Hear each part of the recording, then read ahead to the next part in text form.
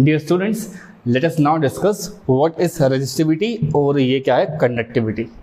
तो सबसे पहले अगर मैं आपसे पूछूं रेजिस्टिविटी के बारे में तो बच्चों आप दिमाग में क्या फॉर्मूला आता है सामने, 10th से पढ़ते आ रहे हैं, R equals to rho l divide by a, ये होता है रेजिस्टिविटी। सिंपल फॉर्म में तो यही होता है। तो यहीं से अगर मैं पूछूं कि रो का फॉर्मूला क्या हो जाएगा, क्या कर सकते हो sir, R into A divide by L. जानबूझ के अगर मैं कहीं पे इसकी वैल्यू 1 मीटर स्क्वायर कर दूं और इसकी वैल्यू 1 mm कर दूं, मतलब कहने का है कि सर के पास एक ऐसा कंडक्टर आके खड़ा हो जाए जिसका बच्चों जो एरिया दिख रहा है ना आपको वो 1 mm स्क्वायर आ जाए और जो लेंथ हो रही है वो 1 मीटर आ जाए। ऐसे कंडीशन में अपन कह सकते हैं जो रेजिस्टिविटी होती है वो क्या हो जाती है, length. So you can define it, subjectively बता रहा हूँ मैं, अभी एक्सप्रेशन भी करके दूंगा। Resistivity is defined as resistivity is equal to resistance is equals to the resistance of conductor. ये एक ऐसे कंडक्टर का रेजिस्टेंस होगा जो बहुत ही स्पेशली इंटेंशनली बनाया गया होगा।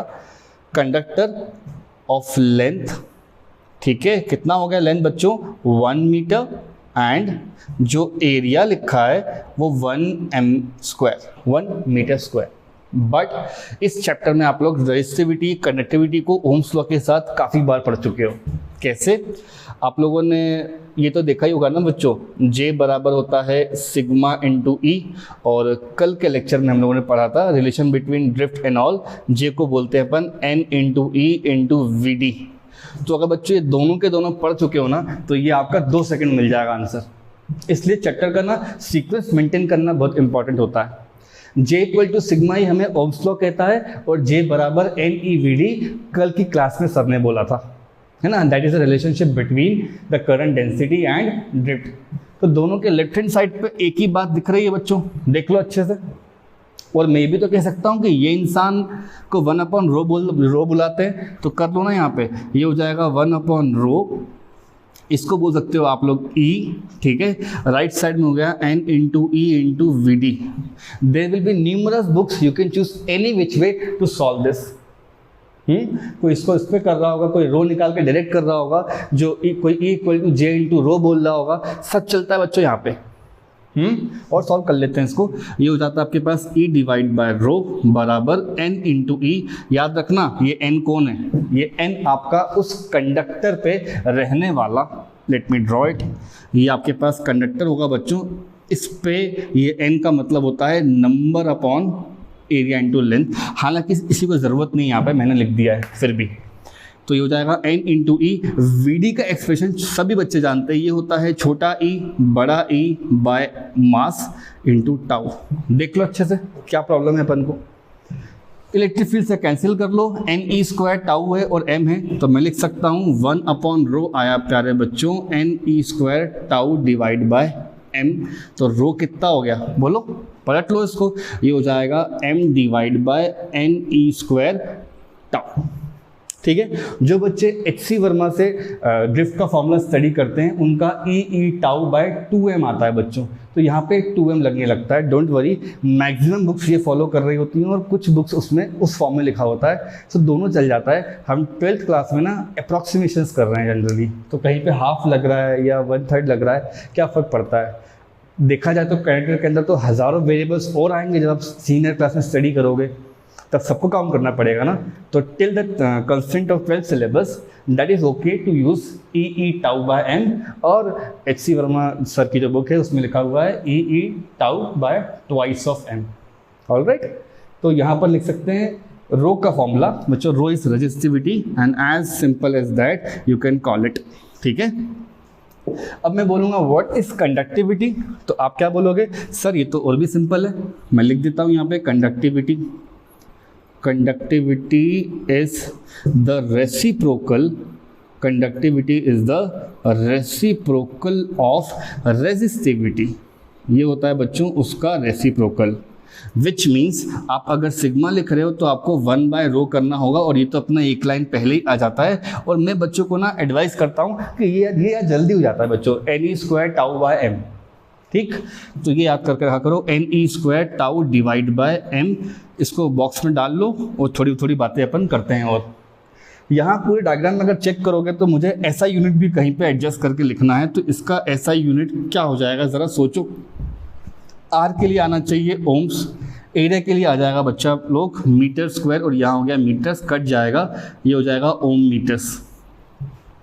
अगर ये ओम मीटर दिख रहा है तो ये कितना हो जाएगा, रिवर्स होना चाहिए, तो ये हो जाएगा ओम की जगह बच्चों ये मो आ जाएगा और मीटर इनवर्स। बताऊंगा इसका मतलब क्या है अभी रेजिस्टेंस और कंडक्टर्स की क्लास में।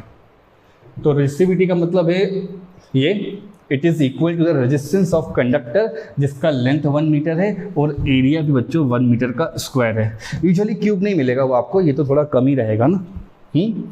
तो ये मेरे पास आ गया, ये दो फॉर्मूले इस्तेमाल किए मैंने, दोनों का लेफ्ट हैंड साइड बराबर था, इक्वेट कर दिया और आंसर मिल गया। That's okay, that's very simplest, one of the simplest form which you can derive the expression. तो एग्जाम में मान लो सिग्मा आता है तो कर लोगे आप लोग, और रो आता है तो कर ही लोगे ना आसानी से। इन दोनों का इस्तेमाल करके मैं अब आप लोगों को रेजिस्टेंस और कंडक्टेंस बताता हूँ। ये 4 टॉपिक्स हैं, उम्मीद करो कोई एक हर साल पेपर में रखा मिल जाएगा 2 मार्क्स में, कि derive the expression for either this, either resistance और conductance, right. So let's move on. So students, our next topic is resistance and conductance। पहले इसको देखते हैं बच्चों। 10th तक की क्लास में वो एक प्रॉपर्टी होती है resistance, a property which opposes the flow of current, which means अगर बच्चों आपके पास कोई कंडक्टर है और उसके ऊपर किसी ने करंट को बताया हुआ है, तो हर 10th पास करो बच्चा जानता है कि इसके पास एक प्रॉपर्टी होगी जो इस करंट को ऑब्स्ट्रक्ट करेगा या अपोज करेगा या रेजिस्ट करेगा। तो बेसिकली ये है एक कंडक्टर जिसका ज़्यादा रेजिस्टेंस हो जाएगा तो उसको अपन लोग रेजिस्टर बोलने लगते हैं। ठीक है, ध्यान रखना रेजिस्टर एक कंपोनेंट होता है। ठीक है, क्या होगा बच्चों, कंपोनेंट। और ये जो लिखा है ना रेजिस्टेंस, ये प्रॉपर्टी है। ठीक, so I can write here resistance. ठीक है, resistance is a property. Theory वगैरह आप जानते हो आसानी से, लेकिन ये फॉर्मूला बहुत फेमस सा है, रो इंटू एल बराबर ए, कि सर लेंथ बढ़ेगी तो ये बढ़ता है और एरिया बढ़ेगा तो वो कम होगा। ठीक है, यहाँ तक को अवेयर हैं अपन। अब 12th में आपको ये फाइंड आउट करवा दिया जाता है, कुछ नहीं करना बच्चों, वैल्यू ला के वहाँ पर रख दो। ठीक, सो इसका प्रूफ कैसे हो जाएगा, सीधा सीधा मैंने अभी आप लोगों को सिग्मा का डेरिवेशन भी करके दिया है और रो का भी करके दिया है, जिसको जो याद आ रहा है उससे लिख लो। सिग्मा होता है प्यारे बच्चों NE square tau divide by M, और रो होता है बच्चों, उल्टा कर लो इसको, M divide by NE square tau, है ना, ये स्क्वायर लगा हुआ है। देखो ये टर्म को यहाँ अगर रख दें तो रेजिस्टेंस का फॉर्मूला निकल आता है, इसको प्रूफ करने की कोई आवश्यकता नहीं है। R इक्वल्स टू रो की जगह हो जाएगा M divide by NE square tau. HC Verma book वाले बच्चे को 2M आ रहा होता है, कांस्टेंट ये बेसिकली एक, और ये हो जाएगा L बाय A। इसको बॉक्स में डाल दो बच्चों, यही आपका आंसर है। फिर अगर हमसे पूछा जाएगा व्हाट इज कंडक्टेंस, सो हमारा आंसर होगा G बराबर होता है 1/R। जैसे वो था ना रेजिस्टिविटी और कंडक्टिविटी का रिलेशनशिप अपने आप में, देखो ऐसे होता है ना इनका इक्वेशन, वैसे ही इसको लिख सकते हो the reciprocal, I can write it also, the reciprocal of resistance. बच्चों क्या लिखा है यहाँ पे, reciprocal of resistance is known as conductance, is known as conductance. तो देखो क्या करना है, बस इतने से को पलट करके लिख दो, तो आपका जी का आंसर कितना आ गया, बोलो फटाफट बोलो। ये हो जाएगा NE स्क्वायर टाउ A/L कर देता हूँ, और नीचे आ गया बच्चों मेरा M, इसको बॉक्स में डाल लो। अल्टीमेटली आपको इकलौता यही फॉर्मूला याद करना है, इसको पलट दोगे तो रेजिस्टिविटी मिल जाएगा, उसको इस फॉर्मूले में डाल दोगे तो रेजिस्टेंस मिल जाएगा, इसको रिवर्स कर दोगे तो ये मिल जाएगा। दुनिया जानती है कि इसका ऐसा यूनिट कितना होगा, ऐसा यूनिट होता है इसका बच्चों OHM, ओहम्स बोलते हैं, ओम्स बुलाओ उसको, और इसका हो जाएगा, इसको पलट लो। ठीक है, ये ओमेगा का सिंबल होता है, इसको बोलते हैं MHO, मोह लिखोगे आप लोग, और लिख सकते हैं इसको, पलट दूंगा तो ये वाला साइन हो जाएगा बच्चों, और ये मैं लिख देता हूँ इसका SI यूनिट।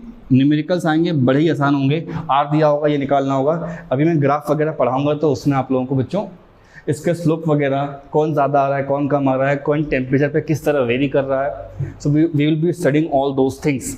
तो अभी तक हमने क्या पढ़ लिया है, रेजिस्टेंस, कंडक्टेंस और इनके कांस्टेंट प्रॉपर्टीज जो होती हैं रेजिस्टिविटी और कंडक्टिविटी। अगर एक आगे आपको सॉल्व करते तो बच्चों चारों कर ले जाओगे आप लोग, इतना आसान है ये समझना, ठीक है। सो let's move forward. So students, let us now discuss few questions on the basis of resistance and its properties. Question कहता है एक वायर है, उसके पास रेजिस्टेंस आर है, फिर पूछता है व्हाट विल बी इस रेजिस्टेंस अगर इसको अपन ने स्ट्रेच करा है। ध्यान रखना, एक और रेजिस्टेंस लाकर नहीं लगाया, मैंने इसको स्ट्रेच करा है, मतलब मैंने इसे यहाँ पर एलोंगेट करा है to double of its length. तो पूरा क्वेश्चन पढ़ के समझ में आ रहा है कि जो नई वाली लेंथ हो जाएगी बच्चों वो डबल करनी है।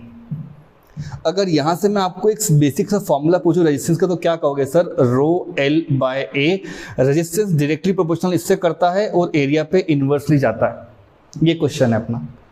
स्ट्रेच करना, एलोंगेट करने में एक बात बोली जा सकती है कि सर यहाँ पर जो वॉल्यूम है वह क्या हो गया है, कांस्टेंट। तो प्रीवियसली मान लो कि सर हमारे पास ये रहेगा रेजिस्टेंस, रो का टर्म है, एक एल का टर्म है, बाद में इसको क्या करा इसने बच्चों, लेंथ को थोड़ी बढ़ा दिया, तो यहाँ पे एल डैश कर दिया जो कि क्या आ रही है, 2L आ रही है। कुछ नहीं बोला उसने, एरिया क्या लिखा हुआ है। Now the next formula comes into picture. Resistance का फॉर्मूला होता है रो एल बाय ए। जब भी ये स्ट्रेच वाला वर्ड देखो आप क्वेश्चन में, मल्टीप्लाई एल से और डिवाइड एल से कर दिया करो। तो बच्चों देखो, ये जो बॉटम पे लिखा है ना डिनोमिनेटर में, ये एरिया इनटू लेंथ, ये बन जाएगा आप लोगों का वॉल्यूम। और स्ट्रेच करो, कंप्रेस करो, मुझे क्या, वो तो क्या रहेगा, कांस्टेंट रहेगा। सिंपल है। तो यहीं से अगर अपन लिखना चाहें तो क्या हो जाएगा, रेजिस्टेंस का फॉर्मूला ऐसा कुछ बन जाएगा, रो इंटू एल का स्क्वायर, ये देखो एल का स्क्वायर डिवाइड बाय वॉल्यूम। इसको बॉक्स में डाल लो बच्चों, ये भी एक फॉर्मूला होता है। अब सॉल्व करते हैं। ये है आपके पास आर और इसका इसमें कितना हो जाएगा, आर डैश। तो प्यारे बच्चों आर डैश हो जाएगा आपका, प्रॉपर्टी तो वही है ना, रेजिस्टेंस बॉडी की वैल्यू तो वही रहने वाली है, रो का टर्म तो वही रहने वाला है, रो डिवाइड बाय वॉल्यूम वही रहेगा, बस यहाँ पे आपके पास एल डैश उसका स्क्वायर आ जाएगा। इसको आगे लिख लो तो रो बाय वी लिख सकता हूँ और ये हो जाएगा 2L का स्क्वायर। एग्जाम में डायरेक्ट ये लिखना है, फिर ये लिखना है, इतना ताम झाम करना ही नहीं है। ये लिखा, ये आ गया अपना आंसर, 4 सामने आ रहा है, तो हो जाएगा R dash equals to 4 times of rho L square by V. इसको ढंग से देखोगे तो क्या दिख जाएगा ये सर, 4 टाइम्स ऑफ पुराना वाला रेजिस्टेंस। एक और मेथड होती है इसको सॉल्व करने की, कई बुक्स में लिखा रहेगा, जैसे यहाँ बोल देंगे एरिया और यहाँ बोल देंगे एरिया का डैश। तो बोलेंगे since the volume is constant in the question, then you can say पुराना वाला एरिया इंटू पुराना वाला लेंथ बराबर नया वाला एरिया इंटू नया वाला लेंथ, है ना। ये कर लो तो हो जाएगा area into length equals to A dash into twice of L.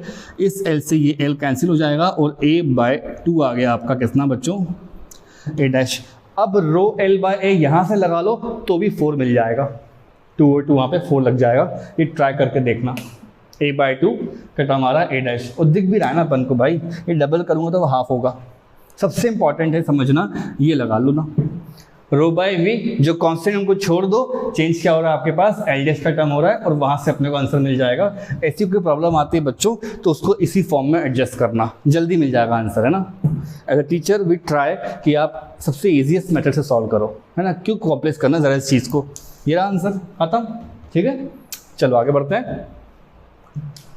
So students, इस पर्टिकुलर क्वेश्चन में आपको डायमेंशन दे रखे हैं, ठीक है, किसी कंडक्टर के जिसके पास स्पेसिफिक रेजिस्टेंस यहाँ पर रो अज्यूम कर लो, तो इसके पास मैं मटेरियल रो बोल देता हूँ, एक standard material. Find the resistance across A B C D और ई एफ। एक बात बताता हूँ, मुझे डाउट ये लगता है बच्चों को, एक कंडक्टर होगा तो उसका एक ही रेजिस्टेंस होगा, बिल्कुल गलत। एक कंडक्टर के पास एक स्पेसिफिक रेजिस्टेंस होगा, बिकॉज वो खुद की मटेरियल की प्रॉपर्टी पे डिपेंड करता है और टेम्परेचर पे डिपेंड करता है।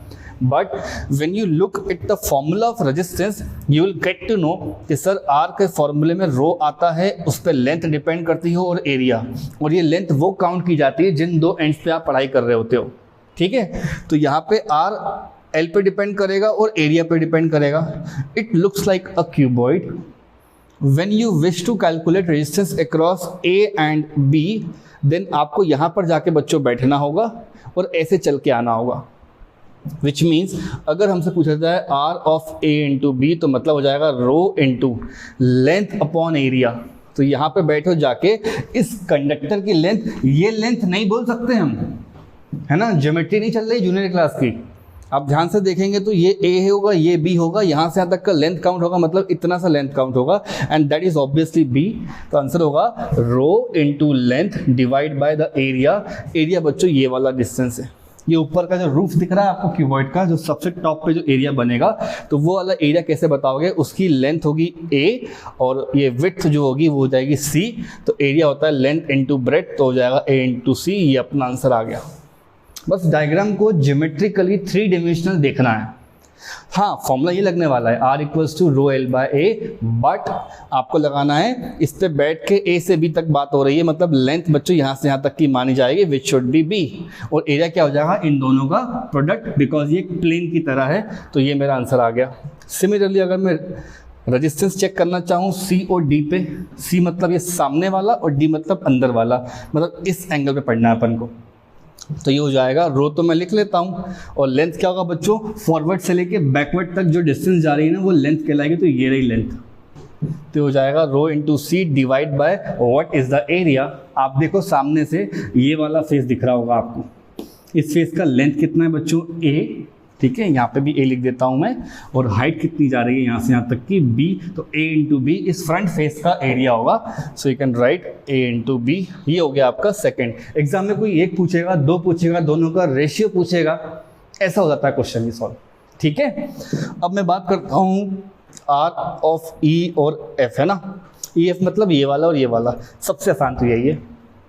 रो लिखेगा बच्चा, यहाँ से तक की लेंथ कितनी है वो हो जाएगी ए, और एरिया बच्चों ये वाला एरिया बताना, एरिया हो जाएगा सी इंटू बी, तो it should be C into B. कुछ मैं आपको होमवर्क डाल देता हूँ, इन दोनों का रेशियो बता, घर पे चेक कर लेना, ए और बी कितना आएगा, ए बी और सी डी का। ऐसा हो सकता है क्वेश्चन, एक क्वेश्चन ये भी हो सकता है कि R of C D divide by R of E into F कितना आएगा। So you can try and solve so many things, है ना। पेयर अप कर सकते हो दोनों का रेजिस्टेंस, मल्टीप्लाई, ऐसा कुछ भी क्वेश्चन मिल सकता है अपन को, या कोई एक वैल्यू अपन को दे देगा ए और बी के फॉर्म वाली, तो अपन उसको सॉल्व कर सकते हैं। जैसे मान लो लिख सकता है ए बराबर 2 इंटू बी, तो रख देंगे वैल्यूज को अपन, ठीक है। तो इस तरह के क्वेश्चन अगर आते हैं तो जस्ट मेक श्योर कि आप ये फॉर्मूला नहीं भूल रहे हैं और लेंथ क्या है वो कंसीडर कर रहे हैं। हमेशा नहीं कि क्यूबॉइड रखा है जो लेंथ होगी वही मान रहे हैं अपन, नो, जो लेंथ कंसीडर करने को बोली जाएगी वो आपको अज्यूम करनी है। And this is how you will be dealing all the 3 answers. बच्चों ये तीनों के तीनों मेरे आंसर मिल गए, ठीक है। चलो नेक्स्ट टॉपिक देखते हैं।